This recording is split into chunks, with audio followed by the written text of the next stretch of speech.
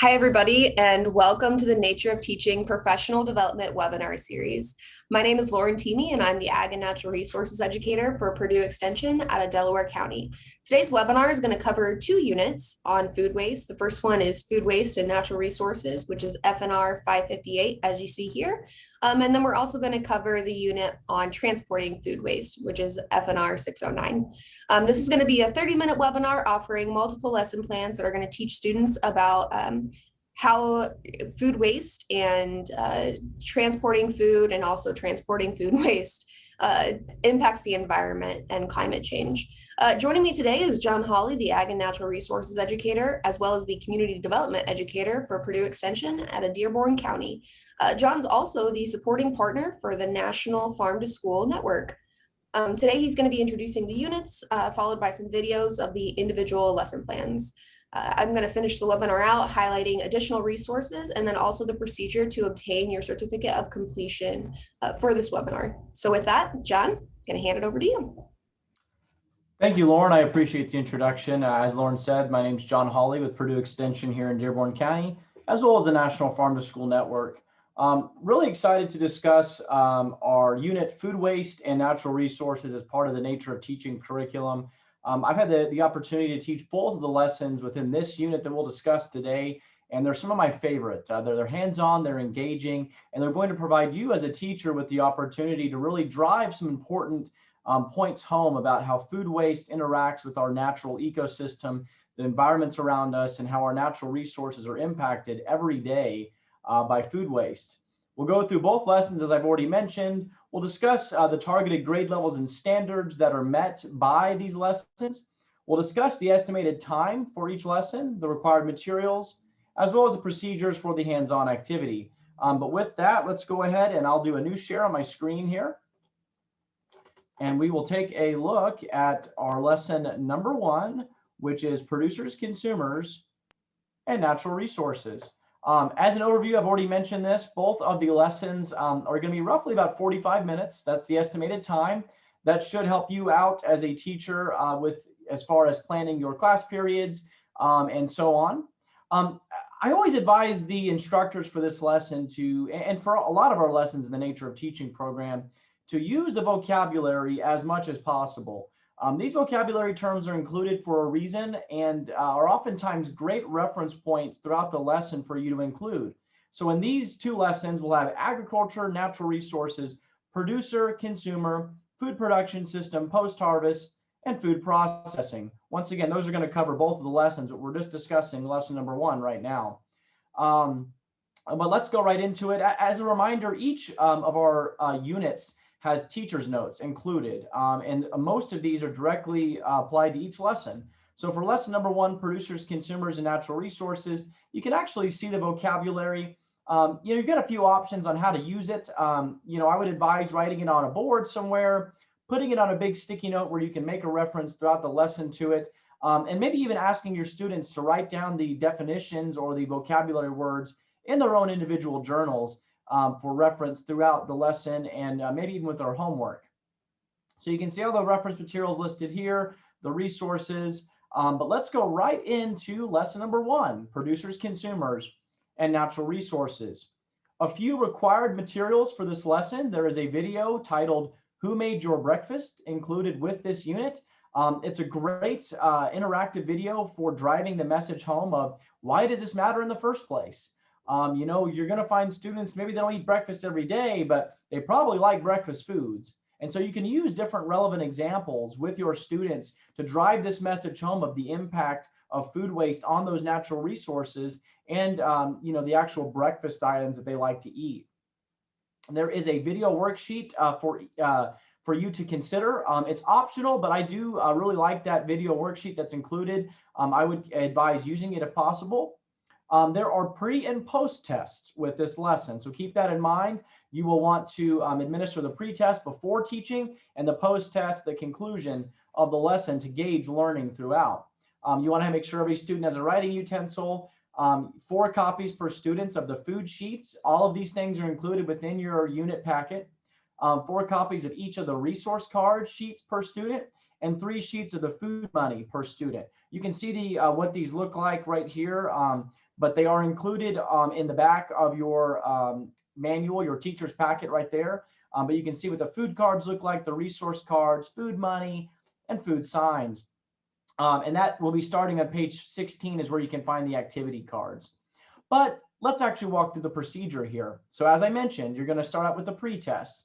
That copy is included in your packet. You'll want to make copies for each student. It's a short pre-test, shouldn't take that long to fill out.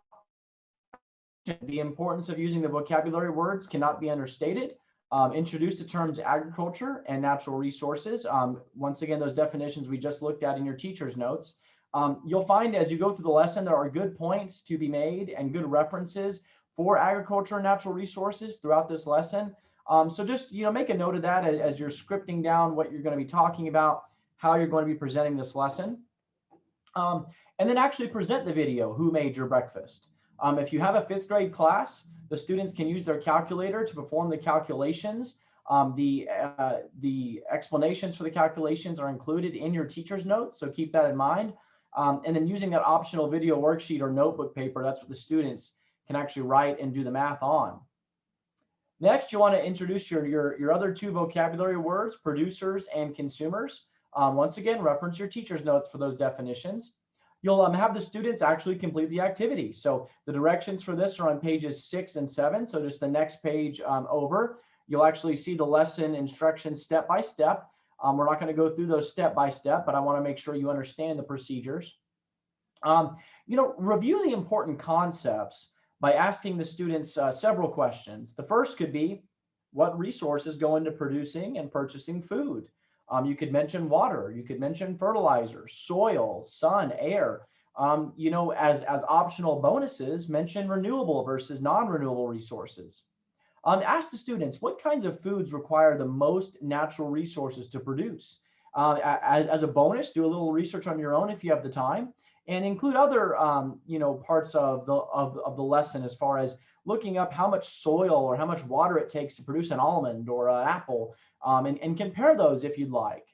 And then ask questions about actual legitimate damages to the environment, such as what happens if there's a natural disaster, maybe an oil spill or a chemical spill or severe erosion from flooding on farm fields.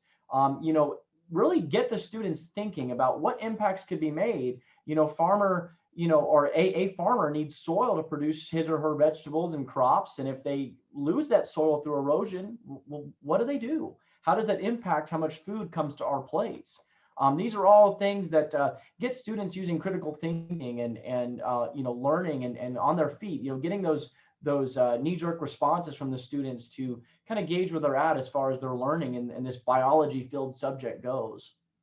And then ask questions such as, are natural resources limited or are they unlimited? Do we have an unlimited supply of water? Do we have an unlimited supply of soil, of fertilizer, of seed? Ask those students those questions, gauge their responses, and use your own background as well as the materials listed and the lesson plan to answer those questions as best as possible. And then really ask the students, what can we do? What strategies can we enlist to keep from running out of these natural resources? As you go through this lesson, there's going to be many, many opportunities to ask that exact question. It takes a lot of wheat to make bread. How can we keep from running out of wheat? It takes a lot of trees to make toilet paper and paper for the classroom. How do we conserve these resources and prevent them from running out? Good questions to ask your students throughout this lesson. So remind them that most of these resources, natural resources, are limited, and mention the impacts of natural disasters, as we've already stated. The take-home points for you to focus on would be to reduce the food waste in the student's home, at school, at work, wherever, and eat less resource-consumptive food to conserve natural resources. And then lastly, you have the students, once the lesson is completed, complete the producers, consumers, and natural resources post-test. Very important point there. So as I mentioned, you can actually see the instructions for the activity, this activity 1, producers, consumers, and natural resources. Before the activity, make sure you place food signs, different locations around the room. Follow those instructions closely to get the most effective results in your lesson. You can see the worksheets here, the pre and post tests, as well as the answer keys. You can see the instructional or the optional video worksheet, as well as the answer key for you, so you're not having to spend extra time calculating that up. But that completes our instructional portion for lesson number 1, producers, consumers, and natural resources. As always, if you have additional questions or concerns about the lesson, feel free to reach out to us, leave a comment in the video below or in the box below, or reach out to your Purdue Extension Ag and Natural Resources educator, and we'll do our best to get you the answers concerning this lesson. With that, it is time to stay with our food waste and natural resources unit and move on to lesson number 2, which is food waste from farm to fork. We have a recorded video for this one, and we hope you enjoy. Let me make sure I've got everything shared here. And here it is, lesson number 2, food waste from farm to fork.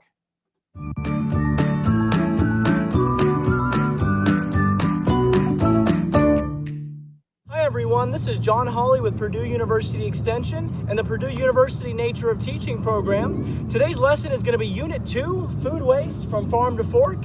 And more specifically, we're going to dive through the lifespan of an apple, or the life of an apple. When we talk about food waste in the American food system, it includes all facets of the food system. That includes production on the farm, which may be apples falling off the tree or apples that don't make it onto the truck during harvest that are left to rot, all the way down to food that's left in the grocery stores unbought. Where does that food go? A lot of it doesn't make it into food banks and other donation places.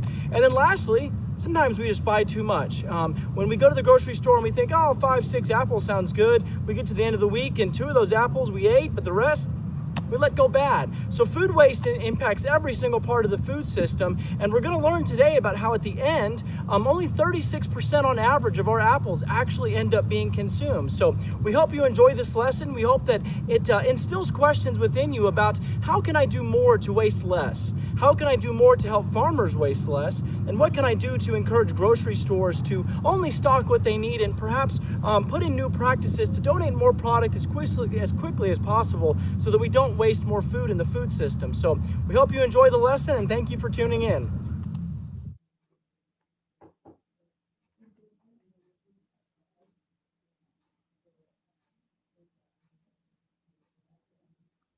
There once was a crop of 100 happy apples living in an orchard. One day, those apples were picked and put on a truck to go to the post-harvest station. Sadly, only 80 of the 100 apples made it onto the truck from the orchard. 20 of the apples were left in the orchard to rot. Remove 20 apples from your bag. Apples are left in the orchard if the grocery store does not need all of the apples, there are not enough people to harvest the apples, and the apples do not look perfect. If 20 apples were wasted at this station and each apple needed 36 gallons of water, that is a lot of water that just went to waste. Next, the 80 remaining apples arrived at the post-harvest station. 3 more apples were wasted because they had the wrong size, shape, or color, or had too many bruises. Remove 3 more apples from your bag.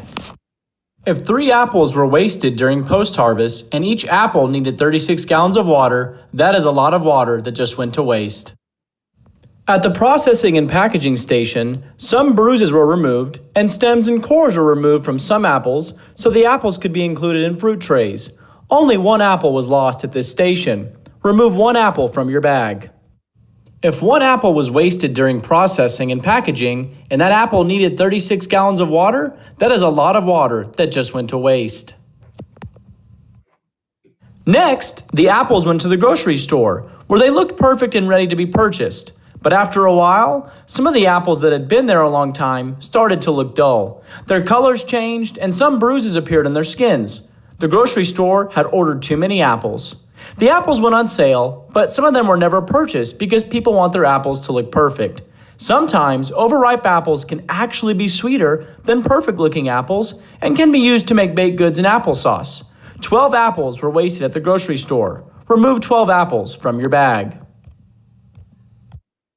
If 12 apples were wasted at the grocery store and each apple needed 36 gallons of water, that is a lot of water that just went to waste. Some of the apples that were purchased from the grocery store were wasted by consumers. 28 apples were wasted by people like you and me. Remove 28 apples from your bag. Consumers waste food because they buy too much, they do not store the food properly, or sometimes think they cannot eat the food that looks ugly. If 28 apples were wasted by consumers And each apple needed 36 gallons of water. That is a lot of water that just went to waste. Now that the apples have gone through the food production system from producer to consumer, look at your notes and add the total number of apples wasted at each station to find the total number of apples wasted. Then, subtract this number to find the total number of apples remaining after food waste. Hi, we hope you've enjoyed this lesson on food waste from farm to fork and the life of an apple. When you visit the grocery store the next time and you're preparing to buy any fresh produce, meats, or any other products, we hope you think twice about how much you really need, what can be stored, and how you can prevent food waste. We thank you for watching, and we thank you for your support of the Nature of Teaching program.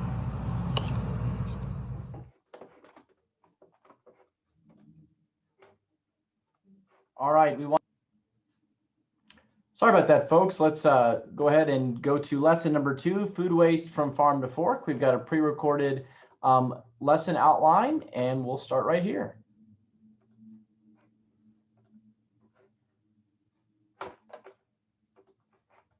Hi, I'm John Hawley with Purdue University Extension, and this is the Nature of Teaching program. Today, we're going to be discussing the Transporting Food Waste lesson, which, for those looking for a publication number, is FNR-558-W. Today, we're going to walk through the full-length practice session together, discussing all the pages included in your instructional guide. As always, though, if you have additional questions, feel free to put a comment below on our video or get in touch with your county extension educator. So once again, this is the Transporting Food Waste lesson. Let's walk through just some of the overview of this lesson. It's going to run you about 50 minutes to an hour. The target audience for those watching should be 3rd to 5th grade teachers. And we've got several important vocabulary words that are critical to the success of this lesson. Let's walk through a few together. Our first vocabulary word is food mile. So the definition of a food mile is a mile over which food is transported. When you look at this lesson and practice and prepare to teach it, that's one of the main things that you should be accomplishing as the instructor for this lesson, is letting your students know that it takes time and distance to get your food to your plate. Our next term is carbon dioxide, so diving right into that science there. Carbon dioxide is a colorless, odorless gas found in Earth's atmosphere. You're going to see this abbreviated as CO2 throughout the lesson. The next vocabulary word we have is global warming. Greenhouse gas. Greenhouse gas is a gas that contributes to global warming, which that is our next vocabulary word. Global warming is an increase in the Earth's temperatures widely predicted to occur due to an increase in the greenhouse effect. That will be referenced throughout the lesson, so keep that in mind. Next is food waste. This is one near and dear to my heart. The paper definition for food waste is edible food that is thrown away or discarded. So keep in mind that you're going to be bringing these real-life examples back to your students through food waste. And then lastly, through local food, which the definition we're using is based from USDA precedent, which is food grown within 350 miles of its point of purchase for consumption. So keep in mind and be ready to share several examples of local food being from a farmer's market, from your mom and dad's garden, or even from the grocery store. Maybe it's from nearby neighboring states, or maybe it's within your own community. Keep that in mind. So that was page 3 in your teacher's notes. That's the vocabulary words. You want to keep those close to you as you're preparing for this lesson. A couple other important things in your teacher's notes. There's going to be some calculating food miles math. That's our our second activity in this lesson. We'll get to that here in a second. You're going to want to keep that chart handy because if you're like me, you can't do that math in your head. And if you're a science teacher instructing this lesson, it may not come as easy as it may for those math and arithmetic teachers. So keep in mind that you'll have the teacher's notes that shows the work for your students. You can maybe even share this on a screen in case they have questions about the math. It also brings some really personal examples going back to that food miles vocabulary lesson. Really helpful. So let's get right into it. So on page 8 of your instructional guide is where we'll actually walk through activity 1, which is mapping food. So some helpful things, and you can see some of the teacher's notes materials also included. You'll see the charts. Here is the map of the World Food Bank, and then here's the answer key. You'll want to keep that close by. But let's actually walk through the procedure here briefly. And like I said, if you have any questions, throw them in the chat for us. So the first thing is to display a world map anywhere in the classroom. So if this one, you can't put it on a screen somewhere, you can pull up another world map. That works just fine. Discuss to the students that with this lesson, their mission is to use the food map to determine sources of different foods. So you don't have to use the examples we have listed. We bring up blueberries from the United States. We bring up cashews from India. Maybe the students tell you they love strawberries. Maybe they love oranges. Maybe they love macadamia nuts. Use those examples, do a little bit of research on your own if you like, and you can pull up other countries with sources of food that's perhaps popular to your own students. So you walk through those procedures. They're all listed on page 8. Explain to your students, this is an important point here, how the United States imports a lot of their food, and use the examples and the references mentioned in the lesson to discuss the environmental impacts and how it impacts the global warming and greenhouse gas emissions when we spend more money and time shipping our food in from out of country or other sides of the country. Part of this lesson will include dividing students into groups and walking them through the activities, so make sure you follow that instruction closely. And then really, at the end of the lesson, you're showing the students where the origin of that food is. So feel free, obviously, to use the examples we have in the answer key. That's within your teacher's notes on page 10. But at the same time, pull up those other examples. Poll your students informally and ask them, what foods do you like? And spend a little time researching where those might come from, both within different parts of the United States and out of the country. So let's go on to activity 2 in this lesson, probably my favorite, which is actually calculating those food miles. So as a reminder for this lesson, you're going to want to revisit page 4 in your teacher's notes to look at that math. But let's actually walk through the procedure for this activity. Before you start the activity, determine what food groupings you will use and calculate those food miles and carbon emission for these groupings. We've already done this for you on those teacher's notes, like I mentioned. However, feel free to use those examples that you got from your students in activity 1. Separate the students into groups with differing math abilities. Don't need to tell the teachers listening to do that. Maybe pair some of your higher excelling students in math with some of your more average excelling students in math. They'll work off their own abilities together. Next, reintroduce that term food miles. Give each group of students a food items and transportations methods table that should be in your packet. And then point 5 here, and this is on page 9. So the outline for activity 2, calculating food miles, is on page 9 in your instructional guide. Point 5 is to actually assign each group a food grouping. So that's perhaps in the food grouping example. So let me see what page that is here in your teacher's notes. That would be page 3 in your teacher's notes. I apologize for the delay there. That actually has your food grouping there, so you'll pull that up for activity 2 here, and you'll actually assign that to each group. Explain to them that they are on a picnic and walk them through, and you can read more about that on page 9, walk them through that scenario. That's part of the activity. And then actually get that group of students to calculate how much carbon dioxide, CO2s, that their meal in that food grouping generated. That's part of the math in this lesson. And then, like I said, the notes for that math are on page 4 right here in the table.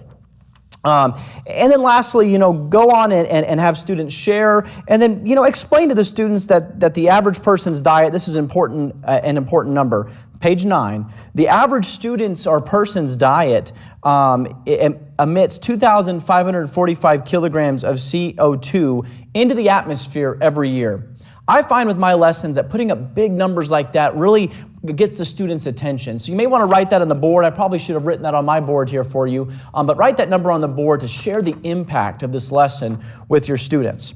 So that is activities 1 and 2 within the transporting food waste lesson for the nature of teaching. There is a couple other optional exercises. As I mentioned, be sure to use the charts and diagrams. Here's the pictures within your teacher's notes. But we hope that you enjoyed the explanation of this lesson. And as I've mentioned a few times, if you have any additional questions, please don't hesitate to put a comment in the chat below or reach out to your Purdue University Extension educator. We're always happy to help you. Thanks for watching. All right, that was lesson numbers 1 and 2 for the Transporting Food Waste curriculum. We really hope that you enjoyed that and that it better explained the lessons from start to finish. As mentioned, there's plenty of resources and materials to help you within the both unit guides as far as teachers' notes, vocabulary, and other resources. But with that, we have gone through both units, so I will turn everything back over to Lauren. Great, thank you so much, John. So I want to also thank you all for joining us for the Nature of Teaching Professional Development webinar, including the units Food Waste and Natural Resources and the unit Transporting Food Waste. If you enjoy this webinar, I encourage you to click on the card in the top right of your screen and visit our Nature of Teaching YouTube channel. And from here, you can see other sneak peeks and lesson plans that are directly related to the webinar you just completed. To obtain your certificate of completion for this 30-minute webinar, please click on the second card in the top right of your screen. Here, you'll be able to take a short Qualtrics survey to provide us some feedback on the program. Once that's completed, you'll be automatically emailed your certificate of completion. We hope you enjoyed learning with us and consider participating in additional professional development webinars offered by the Nature of Teaching team. Until then, thank you for engaging youth and nature.